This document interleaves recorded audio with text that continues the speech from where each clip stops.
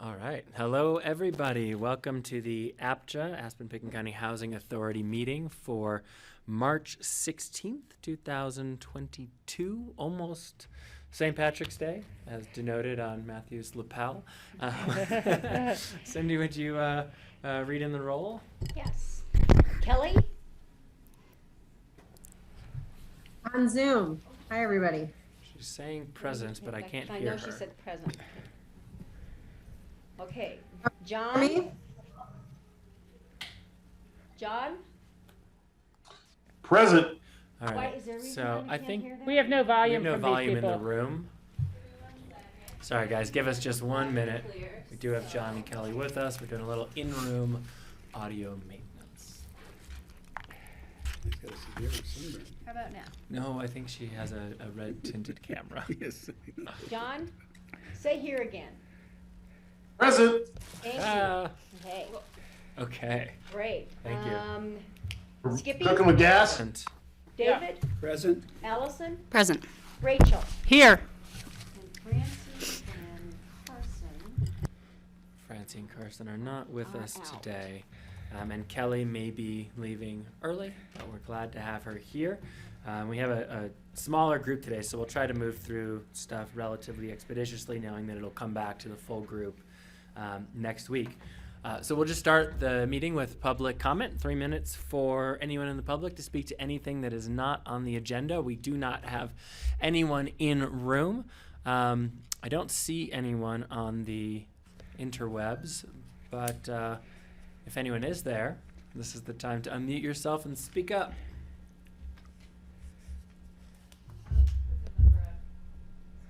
There is a number up.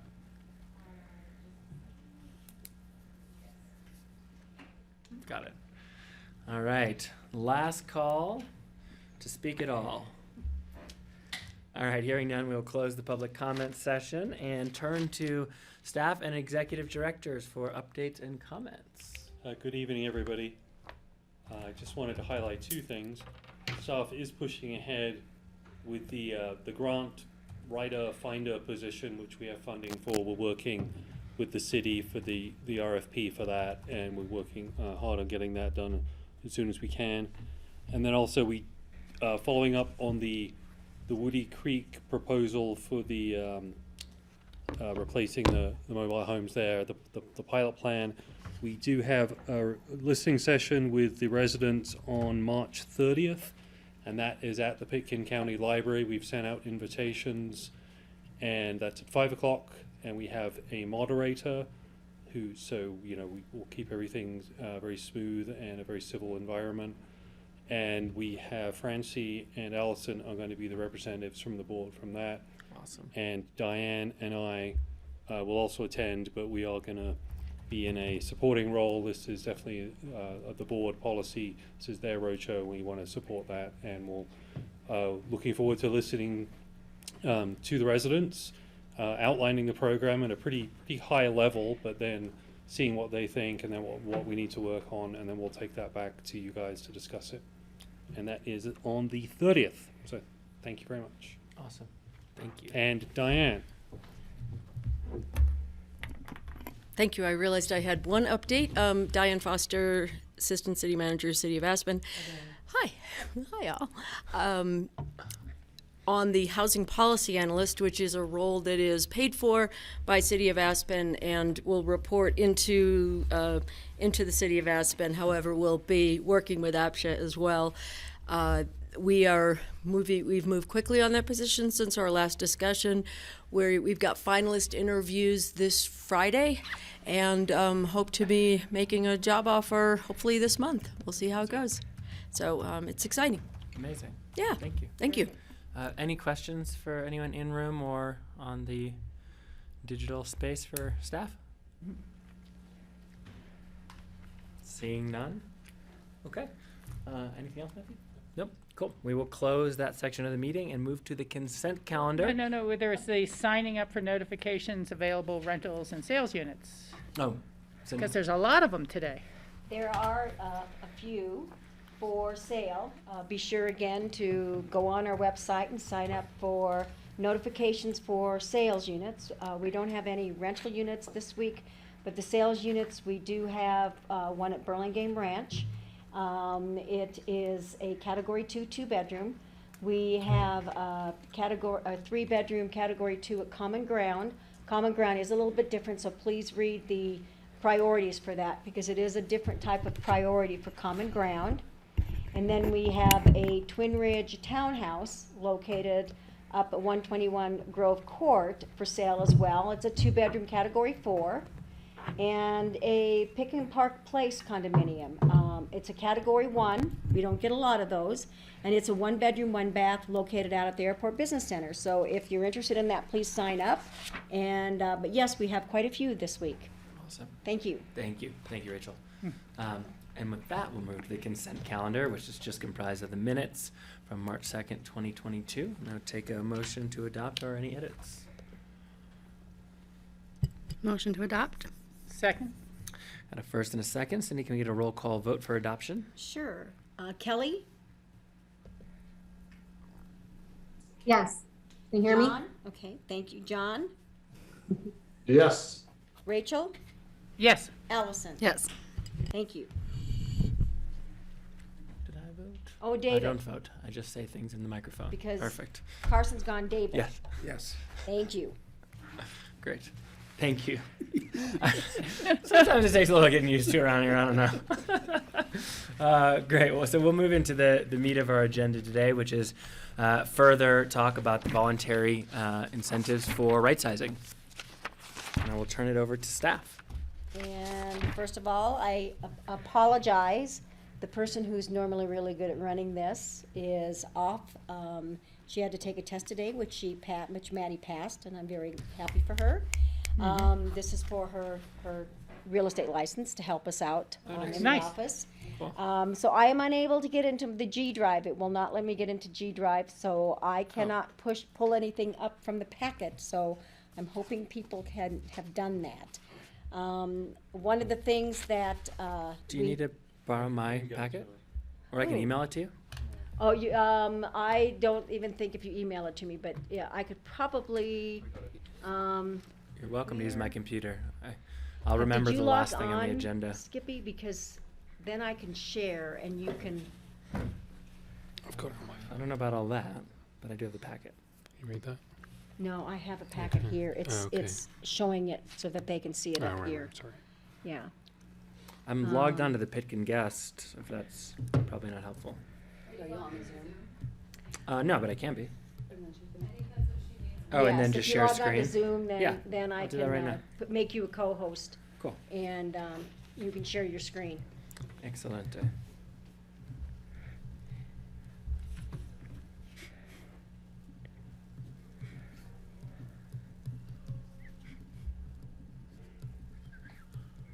Okay, admit, and then I have to.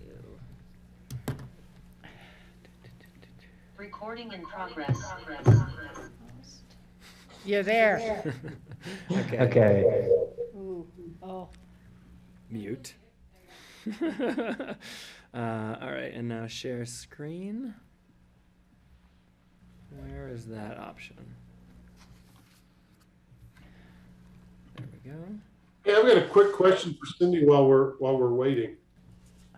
yes, And I just was reviewing the website for the units listed for sale. Why would there be no pictures for one of those units? there's sometimes the seller does not provide them to us. We try to take pictures. Sometimes there's other reasons why we don't want to put the pictures on the website as well. Standards for sellers.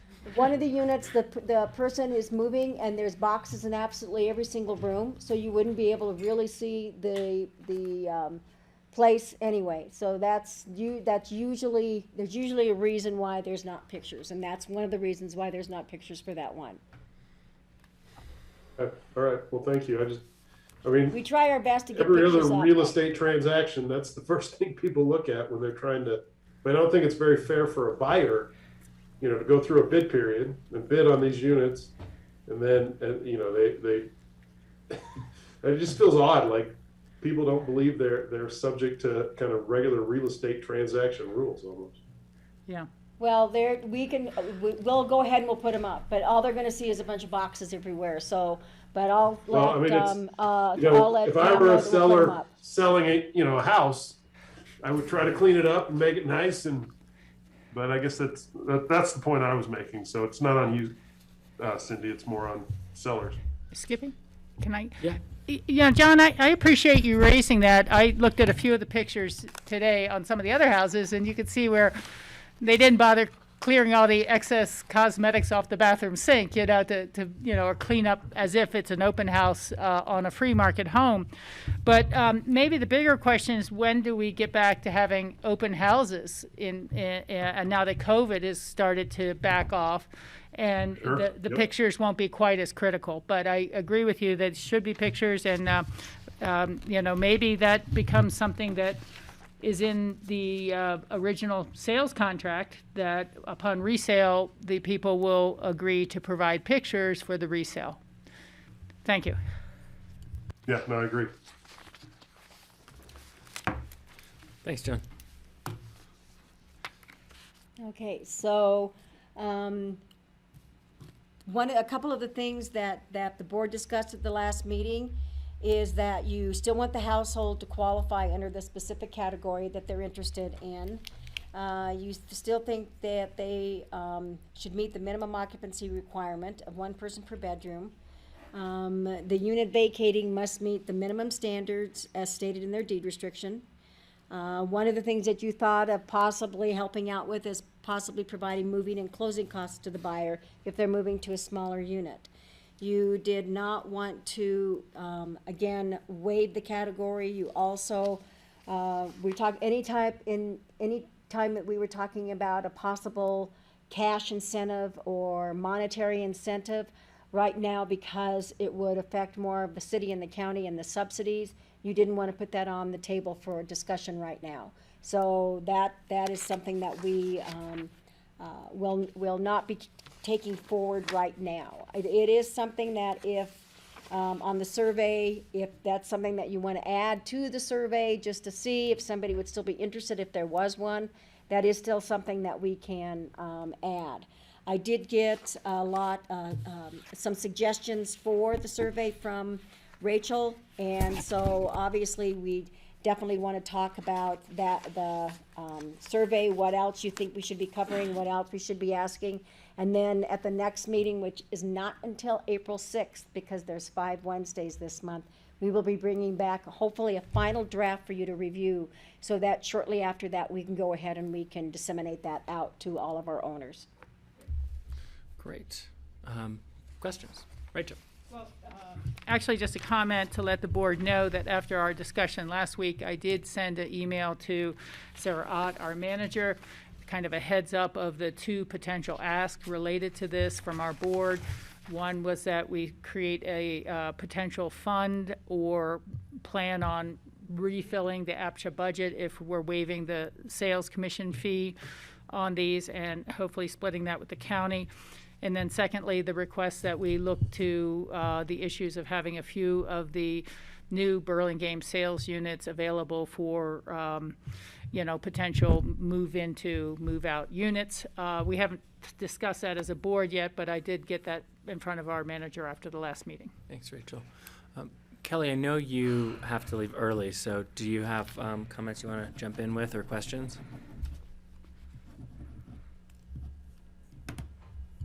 I feel like I'm getting slower at coming off mute. I don't necessarily have to leave for the whole meeting. I just have to give a 2-minute testimony on a legislation to ban flavored tobacco, nicotine products.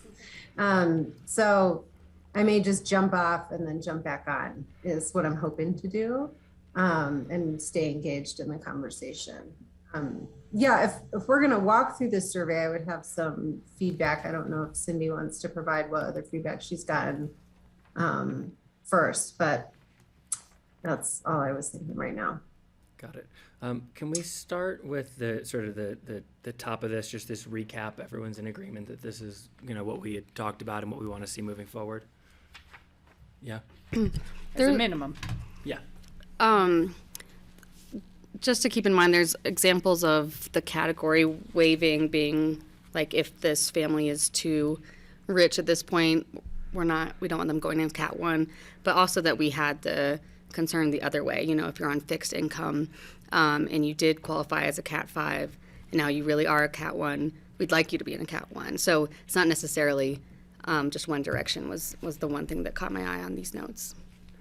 Got it. So they would actually requalify. I mean, they would send in or provide a brand new updated packet, and whatever that category was, that's where they would sit, and those are the units that they could bid on up one. Yeah, ideally, exactly, an up Right. one with the same rules, yeah. Okay. David, anything? I'm good, thank you. Okay.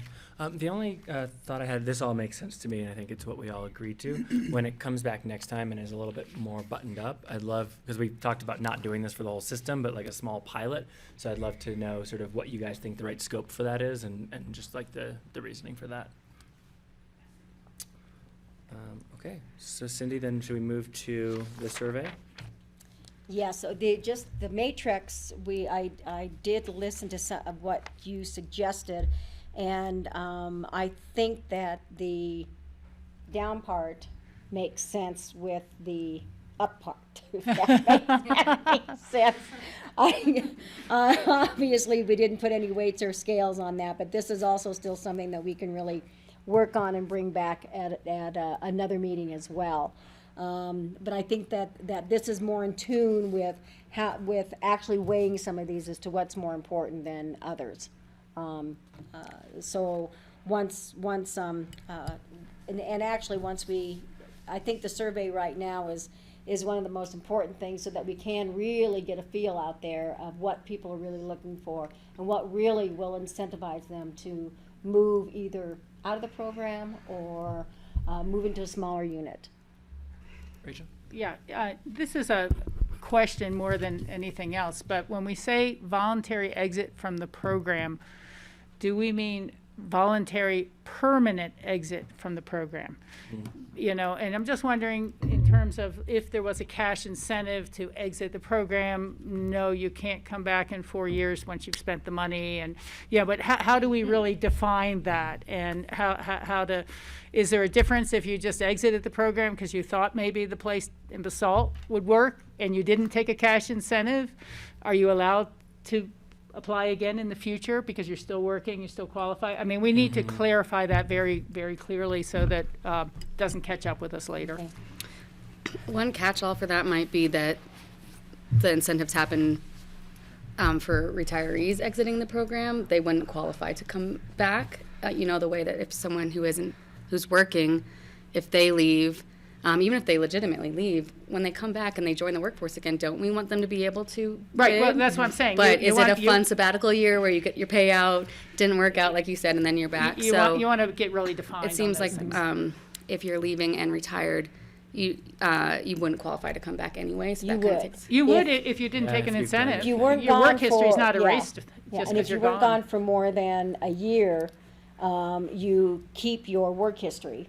But you're not So- meeting the 1,500 hours, right? No, but you worked at least 10 years prior to your retirement. As long as you fit that, you worked 10 years prior to your retirement, and you can still, and you stayed in the valley, you could still, but you were, because some people might leave for just like a year and then come back, like they wanted to try a different area and they didn't like it, so they came back.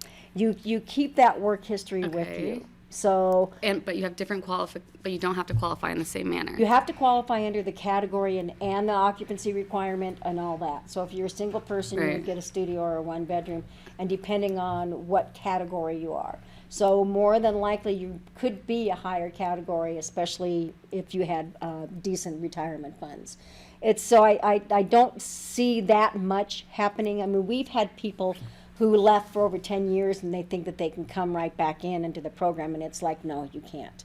So the only qualification they don't have to meet in that case would be the 1,500 hours, and it's still a bidding process. They also have to look out. Exactly. Oh, yeah. Exactly. Yep. Yeah, again, I just thought more definition on that, so it's not Yeah. too loosey-goosey, or we all have different interpretations. Agreed. Kelly? Yeah, I just want to pass along a different idea that Patty Clapper fielded from somebody on the street. about, you know, folks who may be interested in moving out of the program and retiring, but possibly moving into a rental.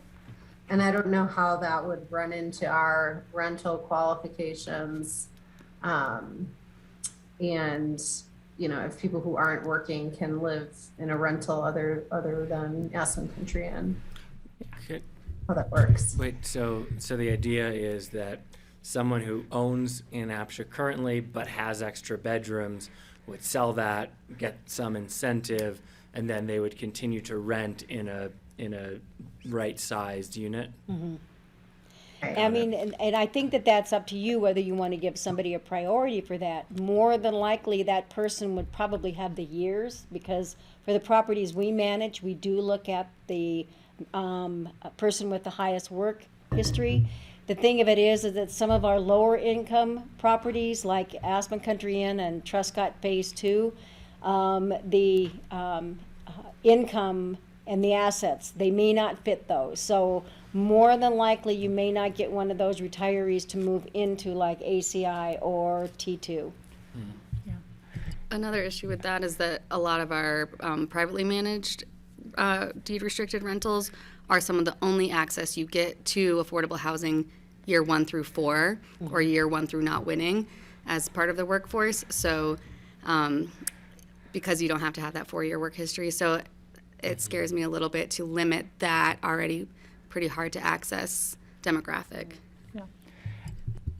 You know, just to kind of play off of that idea in general, it might make sense to look, you know, kind of a spreadsheet of all the rental properties that are more than a few one-off and dispersed ones, and see if there's any that might fit that bill, that aren't tax credits and limited that way, or whatever. But again, if we're after that greater goal of bedrooms opening up, we're kind of, I don't know why we would constrain it to just ownership to ownership moves. So Well, and I wonder if, Allison, your idea of like, you know, pacing the opportunity and overall might help manage some of that too. Yeah, certainly. Yeah, because, you know, correct me if I'm wrong, but unless a private owner of a deed-restricted unit, an owner-created unit, had a reason to need to run it through APCHA, they don't even go on our listings. Their people have to get qualified, but they don't necessarily list it with us anyhow. So we wouldn't know about it to tell. Yeah, they're that usually person. first come, first served type thing. They just happen to contact either Centennial or Castle Ridge right at the right time. Yeah. Or if it's like, I guess I was thinking of like an owner who built A its smaller mitigation units, and they just get their own employees in. They don't rent, they don't advertise them, but they qualify. Right. Yeah. So additional info there. Yes. My question on the matrix was if this is something then staff will go and fill out, or if this is something you'd like us to weigh in with some numbers from the board.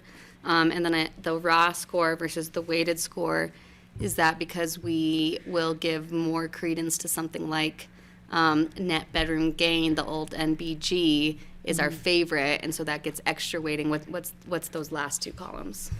That's would probably, I would think that the raw scores, I think, if you just give 1 point for each one that the one is hit. But then if you weight on that, if you weight something on that scale where you're right, opening up more bedrooms gives you 10 points versus 1 point, then that weighted score I think would take, now this is 10, this is 1, this is 5. So I think that's how I would see that, where the difference would be between the raw score and the weighted score. Does that answer your question? Right, 'cause it's already weighted, like each column will have a 1 through 5. How much does this fit that? Unless you want it to be check marks. Yeah. Yes, Diane, please. Sorry, I'll jump in. I'm the nerdy one who initially, Cindy adapted She this. is. Cindy Your life adapted is this saved. really well, actually, for this purpose. And where it came from was, it was something that the team who worked on the city's draft affordable housing strategic plan did to prioritize everything. Everything is a priority, but which ones kind of where do they fall? So as you said, the board would go through and identify, hey, which of these are more important than others? You know, do you prioritize how much it's going to cost over, you know, you might prioritize, you know, how quickly you get a bedroom, for example. I can't read from here, but so the purpose of showing both the raw score and the weighted score is simply to show if the raw score is really high, and you look at it and the weighted score, it's coming out really high, but you don't think, it doesn't feel right, you can look at the raw score and the weighted score and compare those and say, doesn't seem quite right to me. So then you go back and look at your weights and say, have we weighted it correctly? Okay, so I think the next time we see the matrix, having the weights identified would be helpful. Yeah, and if right, you don't have to do this tonight, but if you wanted to, you could have a 10-minute discussion on how do you think those should be weighted. And frankly, it's generally helpful to staff to get some feedback on that. I mean, I guess the tool is sort of irrelevant to me. Like, to me, the proof is in the pudding. What is it? Pet bedroom? NBG. You know, I think, you know, we can kind of make hypotheses about what will or won't work, but at the end of the day, it's just sort of what works. And so I look at this matrix and I just kind of get a little confused. Some of these things seem like wish list items. So, you know, they must meet the category requirements. You know, requiring sellers to bring units up to standards. You know, these are things that I think of as like, I definitely want these, but maybe we find out we need to be more flexible later on because we can't get there. But I think you're saying if we were to require that, how well would it prioritize voluntary right sizing? How well would it help with moving out of the program? Well, not very much, so that's just a 1. Oh, that would definitely affect that. That's a 5. So it's not asking us to check, it's asking us to say, like, this would very much help in this category. Yeah, I see some of these as sort of the method, some as the outcome, so it's just a little bit confusing for me. Like, the total number of bedrooms vacated, net bedroom gain, like, you know, that's like, I don't know. I just find the categories to be a little mixed, and so, again, it doesn't matter, because at the end of the day, we're moving forward and it's NBG, but I just find it a little confusing. And it could be that what's going up and what's on the side doesn't quite match what we are trying to get at either. Yeah. Right. Rachel? Yeah, thanks. First, I wanted to make sure, Skippy's already aware of this, but for the record, I'm not going to be here at the April 6th meeting. I know we'll be finalizing it, and, you know, I have full faith in the board, so that's that. But I will not be here. There's a couple of things I do want to say once again. We didn't really go into this question very much of can we drill down to understand the empty bedrooms better? You know, because again, I come back to just having personally viewed Aspen Village and the guy telling me how, and this was a while ago, but how, well, we pulled out the old one and we went ahead and put 3 bedrooms in. We don't really need 3 bedrooms, but as long as we're pulling it out, we're putting it in. Mm-hmm. And so is that the person we're trying to get to now sell the extra room that they got, you know, or is it people who bought a 3-bedroom and somebody moved out? And until we really can use the home track to understand those bedrooms better, I don't think we're shotgunning it rather than, you know, targeting very exactly. So, you know, again, without wanting to know people's personal names or details, just where they're located and how long have they been in ownership, and a little better idea about the problem we're trying to entice people to moving out of, and that's missing for me. The other thing is, and it's an awkward one to talk about, but the community benefit, because as I said before, we're talking about pretty radically changing policy and letting some people know that unit's not even eligible for you to bid on. Is that 3rd bedroom going to be filled for just 2 more years? Or is it going to be filled for 10 years? Or is it going to be filled for 15? Or does it matter? But you're starting to put out public taxpayer dollars to help the people move out of the 1 unit into a smaller unit. Is there some sort of return on the investment of knowing Is it going to be 2 working people in that 3-bedroom, or just 1 working person with 2 non-working dependents? And is it okay to not have any standards and just say if anything happens, any movement at all, for any reason, it's okay? I don't know. I just wanted to ask that question. We've set a goal out, and we're starting to put incentives, we're starting to put taxpayer dollars, we're starting to do changes of policies on the table. Is there a minimum amount of community benefit that has to come from all those expenditures? Yeah. John? Oh, I think it was addressed. I'm sorry, I forgot to put my hand up. But I mean, my thought a You can little put it bit down. is just this stack ranking here was, or maybe we should just stack rank them, because I think the vertical column kind of confuses things, and as far as what's important, net bedroom, because that would be a much way easier kind of way to get an opinion from everybody. Yeah. Kind of build from that. I Well, kind of agree with that. I agree with that too, John, and that's why I was kind of wondering, are there any other categories on this matrix that are missing? And that was really what had kind of brought it up for me. Maybe someone exiting the program entirely is the greatest community benefit we could get. So that would get a 5. How do we get there? I mean, that's all I wanted to try to tease out a little more specificity. Yeah. And Kelly? that makes a lot of sense Sorry, Kelly, to give us a really hone those down and take the ones up on top and then try to figure out a scale from 1 to 5 of what's the most important. Yeah. That makes a lot of sense. Yeah. So I can redo this for the next meeting as well. Thank Kelly? But I agree with you, is how do you rate or decide on where is the minimum community benefit that we want to get to? Because you're right, if you have somebody moving into a 3-bedroom and there's only 1 working adult and the kids are 17 and 18, you're not getting a lot of community benefit out of that. So that's putting a lot more criteria into some of these where you can only bid if your kids are this age or under this age or whatever. So that's something that is a really huge, big discussion And with it the may even community. relate to the 2 bedrooms, I don't know, Right. but I just feel that whenever I'm making the decision to spend a lot of money on a composting program or this or that, people want to know what is the community benefit for all the changes you're making to policy. Bless you. Thank All you. right, thanks. All right, Kelly, try 3. Sure. No, it's okay. I'm learning from the conversation.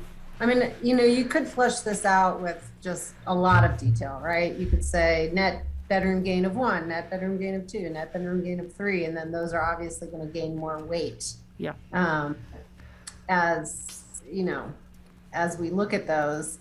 2 things. One that I'm wondering, if this doesn't sort of create a lottery process, then for all the people who may want to get incentives, then I'm not sure how, the R weighting necessarily affects the outcome if it's not lining up with what interested members of the public's weighting is going to be. Yeah.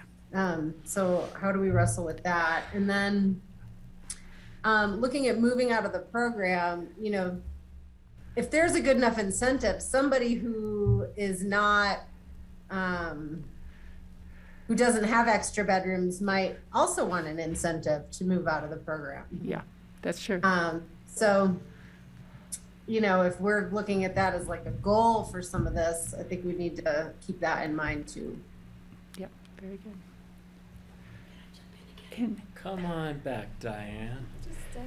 I got this You should chamfer probably corner stay. table for you. I Just stay on the side. I know. I've been. I can go sit with Matthew. So listening to the conversation, it's a good one, and I think Cindy created this based on feedback from a prior board meeting Yeah. that said, "Hey, how do we look at this?" And I think what you're seeing now is there are a group of standards that you want to have met, and then there are things that you want to prioritize or things that you think are more important than others. And maybe the way to approach this is simply for the board to have a discussion about take all the things across the top and all the things down in the rows and columns, and say, these are our standards. We want these are the minimums, and these are the things like we want. We have a minimum net bedroom gain of X, right? Our target is to start with 2. We want qualifying standards, and we're absolutely going to require a new deed restriction. And, minimum selling standards. Minimum selling Yeah, standards. yeah. So you say those are those things. I actually confused the standards with the what you're basically willing to do and the targets you have. Okay. Does that make any sense? I think You it's could say- added to the it's okay if you say conversation. no, It's helping to frame it. That's exactly what I was going to say. I think further conversation would help the staff no matter what, right? Yeah. One last comment on this, though, too, is maybe it helps if we do jump to the survey, because I think the survey is going to give us more information back from those people about how we align these. Survey methodology is a really good idea. Yeah. Yeah, and Kelly, you want to jump in before that? I forgot to put my hand down. Sorry. Excellent. Okay, we all comfortable jumping over to talking about survey then? Yeah. Thanks, Vicki.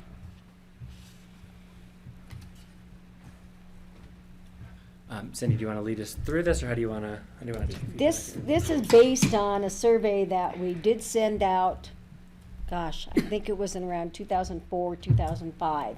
So it was a long time ago. This is the one we got results from in the, okay. Right. So not much has changed on this. I agree there needs to be some of the items that Rachel brought up, I think are good to probably put in here. Some of them are, would you require assistance with your current unit sale and new unit purchase process? That might be good to know. I sent Cindy an email to think about things, and Matthew and Diane, just in case they want to think about before me just throwing things on the table. Right. So you guys haven't gotten this email that she's kind of talking about, but right now we're looking at the main survey on the screen. And kind of readjusting this as well, like some of the amenities. If pets parking, first floor, you're only on the first floor, so you don't have to climb stairs. Is that really important to you? Things like that. So it's also having, and another thing that was on it is having help moving, having maybe help even cleaning your place that you're vacating and moving into another smaller space.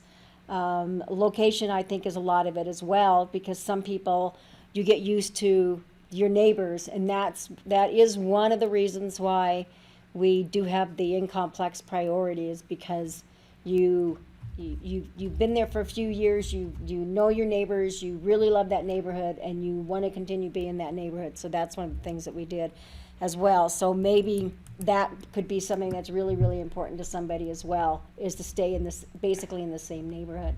So there are some, I think, good things that we can add into this survey, and for you guys to review, to see if it makes sense and if we should go forward with that. So if you have any other suggestions or anything like that, that we should add to this, I'm more than happy to.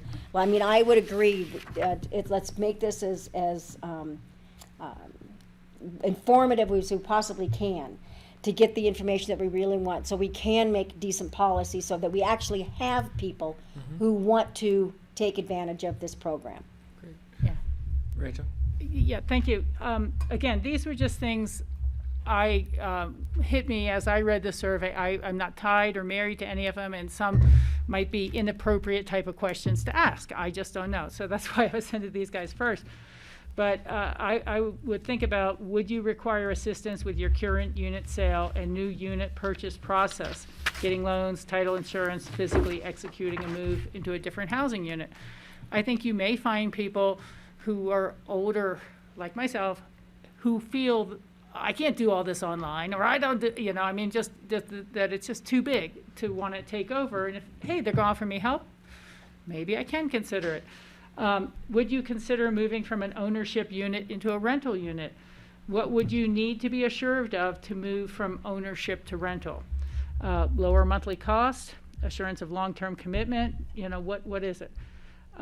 Would you consider moving to a smaller unit if it was in a newly designed for downsized project or location? You know, that's the question we keep thinking, is there something like that? I'm also wondering if asking financial questions would be helpful or out of line. You know, what if you put some of these questions ahead of the amenities to see how much of it's about money and how much could be about amenities? But if you ask, and this is where I really wanted professional guidance from our attorneys or whatever, is it wrong, is it off-putting to say, including HOA, heat, water, and electric utilities, and any mortgage payments, approximately what are your monthly housing costs now? You know, that would give us an idea of what they're going to be shooting for, if it's going to be lower cost or not, you know, to get this sense. I mean, maybe their costs are so low we can't get it lower, you know, with an older project. How much reduction in your monthly cost would make moving to a smaller unit attractive? Would any of these potential housing unit amenities be as attractive, as important as reduced monthly expenses? And that's when we can start to ask pets, parking, first floor, those other things. And finally, I'm wondering if we should ask plainly, if you are unwilling to consider moving to a smaller housing unit, please list all the reasons why. And so we can find out if we're going after a ghost, or whether people will simply say, I love it, I raise my kids here, I don't want to move, you know, I like the extra space, you know. Let's just see what people really think rather than keep guessing at that. You know, there's a lot of reasons. I built the extra room and I want to enjoy it. I'm waiting for big cash incentives before I commit. I don't want a smaller space. I love my neighbors. I love my location. You know, but what is keeping people from wanting to enter a program like this? So those were just really random suggestions that I thought might get us a little more specificity and who to hone in on as we're proceeding with this program. Great. Thank you. Thank you. Thoughts, Ms. Allison? I love the length. I think a one-page survey is going to have the best return, so I do want us to be pretty specific about, you know, for this first round, at least conscious of, are we asking as much as we can we find out as much information with as few questions? Because some of that stuff I agree is fascinating, and maybe we could do a follow-up with the people who said they'd be willing to, and then get some more information or not, you know. Or like path them to the working groups or the, whatever we call those things, listening groups. Some specific comments, question 1. Can you just do a little lower? I didn't know what exactly we're trying to find out there, because I don't believe single-family home is mutually exclusive with the rest of those options, and I didn't know if where our trailer parks fit into those, if that single-family home. So They would probably fit into the single family. home. So maybe check all that apply, or that was my issue there. Or maybe we add something, if single-family home, how many bedrooms, marked bedrooms as well. Perfect, yes. That speaks to another point where I would love an open-ended question, kind of the opposite of what Rachel said, but I think similar information, or we ask them both. Sure. What would incentivize you to, above all, my very first point is, can we please use less bedrooms and not smaller unit? Because again, that is misleading. You know, there's some 2 bedrooms in my complex that are not even legally allowed to be called 2 bedrooms when we list them, because the bedroom sizes are so small. You could downsize to a 1 bedroom that's bigger than those apartments. And I just don't want it to sound like a leading question. I want it to say less bedrooms, not smaller. So anyway, then what would incentivize you to move into a unit with less bedrooms? Open-ended, because same thing as Rachel was just saying. I mean, I bet tons of people have ideas that we're not talking about between the 5 of us. Let's get those on the table. You could ask the reverse. It's a little more negative, but I think people will have something to say too of why wouldn't you? And those might be my general statements for now, because I've lost all my other notes. Thank you. David? I certainly agree with what Alice has been putting forth. Get a little closer to your mic. I think I definitely agree with what Alice has been putting forth. I think that I think you just turn it off. There you go. Okay. Say it again. I just really like one more time. I agree wholeheartedly with everything that Allison has said this evening. Yeah, I think we need to go in that direction. We need to get a little more specific, not so broad. And, I'm at the point in my life where I'm thinking about maybe it's time to do some of these moves that we're discussing right here. And the real concern, I think, is going to, for many people, just like myself, is, am I going to be shut out? Am I going to get something that's second rate? Is my lifestyle going to go down quite a bit? I think these are all the kinds of considerations that we should think about. And I think that this survey could help point out. Yeah. Yeah, great. John? No? Kelly? No? Yeah, this is great. I read all the results of the previous survey, and I thought it was really helpful. The things that stood out when I had read that one that I wished I had had, which we could have going forward, is just a clearer breakout of the overlap. So when people said, no, I won't move, but yes, I will, and there's 34 for dog and 15 for parking, I don't know if that's the same person saying yes to all of them or if they're individual. So it'd be helpful to know if those are clustered or how they break down. I think, Rachel, everything you said are things that I would want to know. But I agree with Allison. What I'm hearing every day is just survey fatigue. I started doing this thing, and it took me 20 minutes, and I was mad by the end. So let's not. 20 pages later. I agree very strongly with that as well. But I'd also say you don't have to lay all the answers out vertically. You could probably still keep it on the same page if they were laid out, across, so as soon as possible, check box, 1 to 3 years or 3+ years, and just have them in a line underneath so that you still can have it as a one-pager. So work on keeping it, adding stuff, but work on keeping it still one page. I think that seems to be the goal. If it doesn't look too crowded and too busy, if that's done, but it is.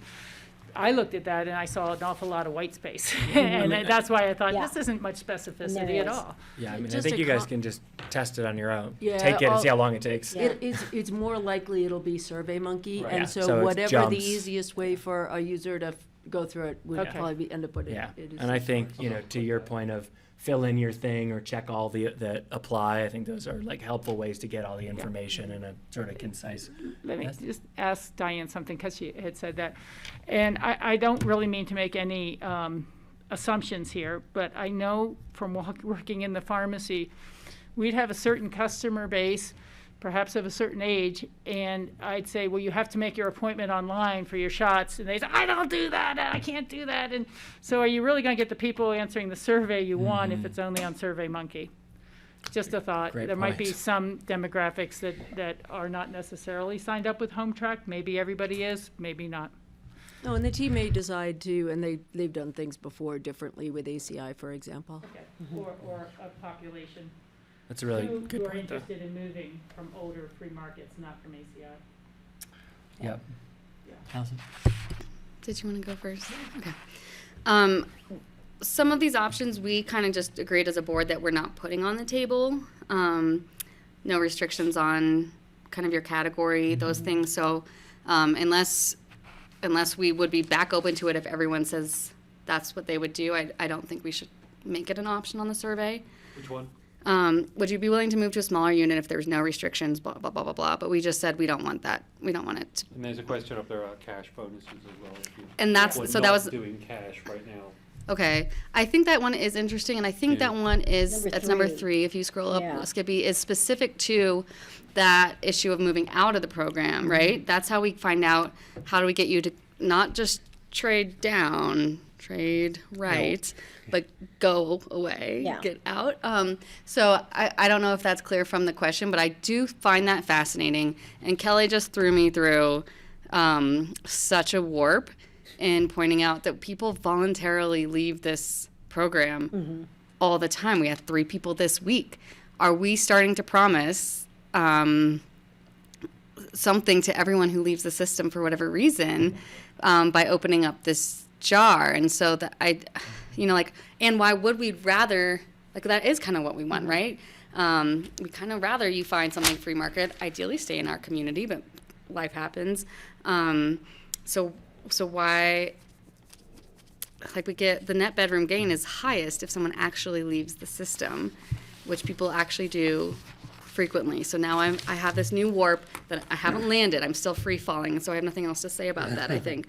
But I think that is what question 3 is getting to. Just to let you know, some of these are compliance cases, Yeah, so, yeah. just to let you know. I mean, since I've lived in my complex, everyone who has left moved out of state or passed away. Allison, before you leave that one, I think it is a question for the board. Inevitably, surveys put ideas in people's heads, and sometimes you can't take them back, right? Which is what you all are talking about.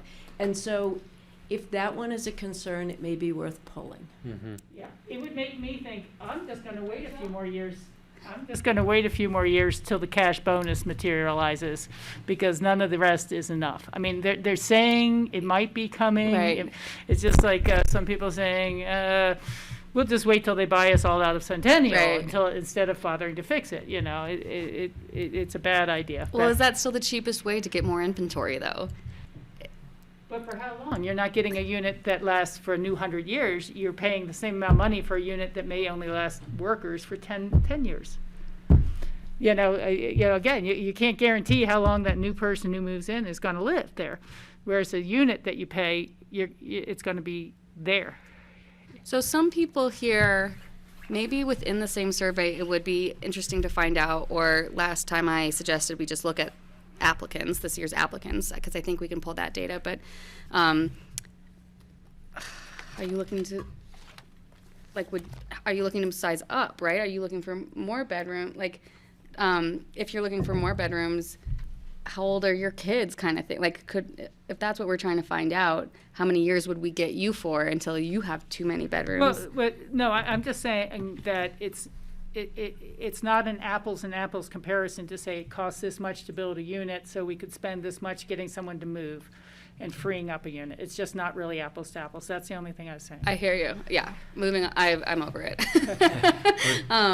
But is there anything we would want to know about who basically they'd be trading with, or who they'd be opening units for, that we could throw a question into the same survey? I think to keep it on the one user group side is going to make it a lot cleaner to understand, personally. Okay, And because I do think we can get that data that I want in another way, right? Like, how many 1 to 2 bedroom units have 2 parents and 1 or 2 kids in it right now would be interesting to know, because that's who we're freeing up these houses for, right? You also want to know, to me, the approximate age of the Yes. children of the dependents as Yes. well. I agree. Yeah. And just to kind of weigh in on your point, and to your point, Diane, I would agree with the statement that we should not test things in this survey that we are not committed to doing or wanting to do. So the cash incentive thing, like, I would leave that off for now. We can come back to it if we don't get the results that we need here. And I don't mean to speak for the board, but for me, this is not about trying to kick people out of the community. Yeah. This is about trying to serve the community better. It's like, we're all in the biodome, and there's a non-perfect rationing of food stocks, and we're trying to figure out how to make sure that everyone is fed and happy and, like, living well together, not how do we kick people out and be alone in here. So to me, like that's just not the goal. So I wouldn't be asking that personally. Yeah. The only other comment I had for you, Cindy, on the survey itself is I liked the comments about leaving things open so people can fill in what they would or wouldn't, want. I think that's great. But when it comes to us, I'd really like to do the time on the staff level to put that in a quantified way, because when we read 50 responses like that, it just doesn't compute the same way as 35 parking, Yeah, we'll 45, whatever. Try and find a way to put them in buckets. Right. Yeah, that will be very helpful. You don't want to read 35, well, I need additional. I don't mind reading them. It's harder totally to come to a understand. conclusion Yeah. that Yeah. is, that's justified. So those are my only thoughts. I Coming back like that around. you have some long range on this, because I can see people getting the survey and being like, absolutely, I'm not going to move out of my house. But when you start to ask, and maybe even go beyond 3 years, would you fall for this incentive 10 years from now? Yeah, probably, So I really like that it's not a just Short period Yeah, of time. point in time assessment. All right. Cindy, do you feel like you have good Yes. feedback to bring us? And so you'll bring us back a specific survey next time that, okay, cool. John, Kelly, anything else before we move on from this? No. No, I'm good. Okay. So then I guess, we're we're more or less at the end. I'll just open it up for, did this Board member stir, comments? yeah, did this stir anything on the previous part that anyone wanted to go back to? No? Separate from comments at the end, right? Yeah. Yeah, you just had said that maybe the survey would kind of spur some additional thoughts on the earlier stuff, so I just wanted to circle back. Okay, well then, great. We'll close that before 5 o'clock, and we'll move to our last section here, which is just Board of Directors comments, and I'll start there with John. Do you have anything?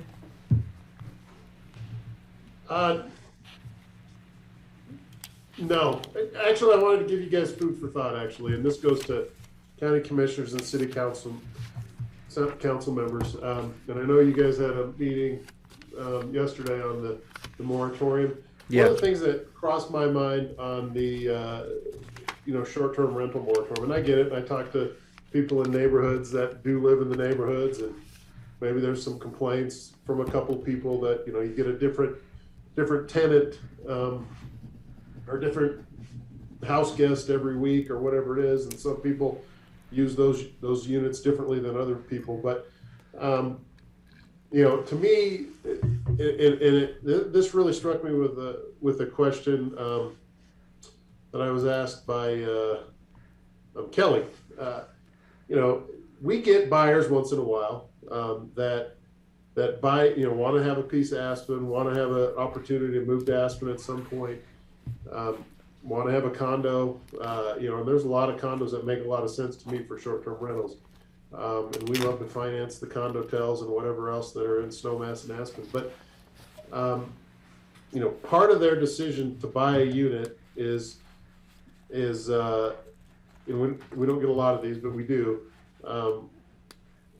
that the math problem works for them if they can rent it once in a while. And that's important to them. The short-term rental means that they can afford the unit. They're going to supplement their income with a rental. Might be long-term, might be short-term. Seems like short-term today are more lucrative, but there's definitely more risk involved in a short-term rental from a buyer standpoint, from an owner standpoint.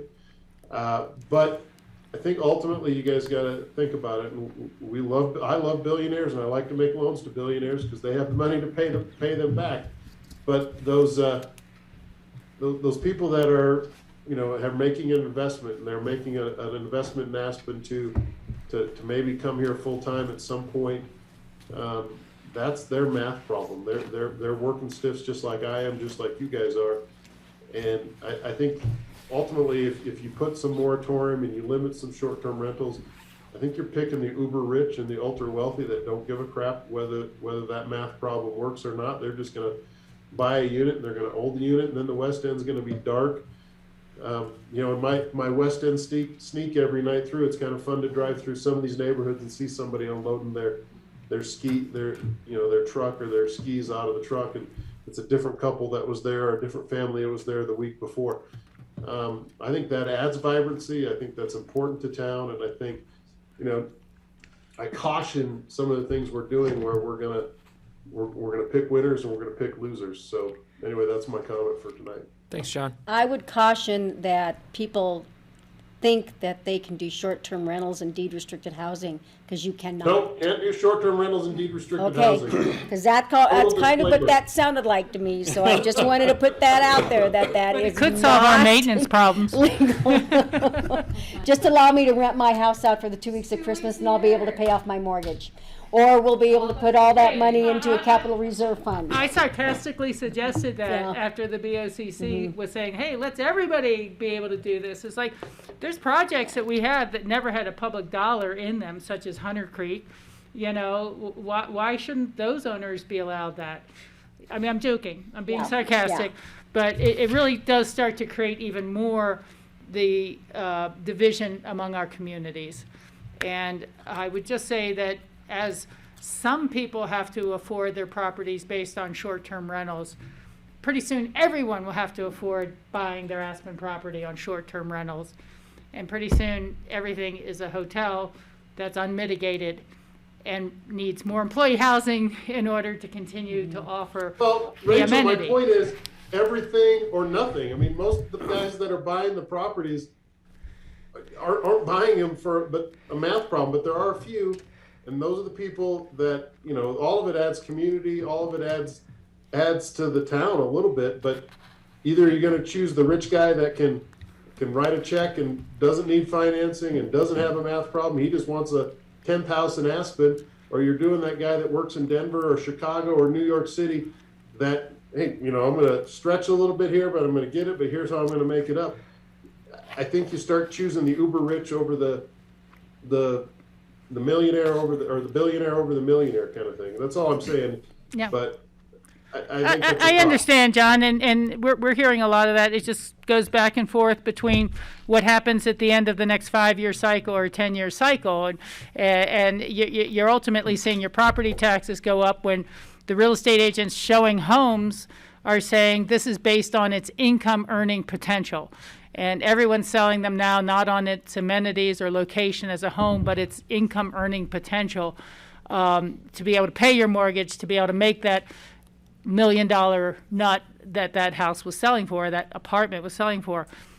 So the cycles just never end after the first person is the issue. And again, it's all, if this board was told that the city of Aspen or Snowmass or the county had decided that they wanted to double their bed base to be able to bring in that many more guests at Christmas or 4th of July, the prime weeks to make the most money renting, how many more housing units would we need to produce in the next 5 years? And that's what this is really coming down to, is there's no people left to service those people. So much so that we're starting to talk about job prioritization. And should APCHA limit who can even live in our housing unless they're serving pure resort aspects? That's the challenge, is that it's how do you service all those people? Rachel, you have any other comments for us? Thank you for that. Yeah. What was I thinking? No, I'll let it go till I come back. Thank you. Okay. Allison? I just want to circle back to the conversation earlier about houses being posted without photos. And I think I just want to throw in a little reminder that house, photos or not, will have 30 to 50 people bidding on it. Yes. And that house, rotting wood or not, will be bought by the first or second person who's drawn, because that is the status that we are in. That is how desperate people are for housing. That's how lucky you feel when you win. So to say, like, in the real world, this is what you would have to do, I just want to bring it back that this is such a desperate climate, and that winner is at that disadvantage as we work our way through seller standards. It really doesn't matter that there's not photos there. People are going to bid whether they feel like it's fair or not, and they're going to buy it whether they feel like it's fair or not. Yep. Correct. David? Lovely discussion. Great stuff. Great.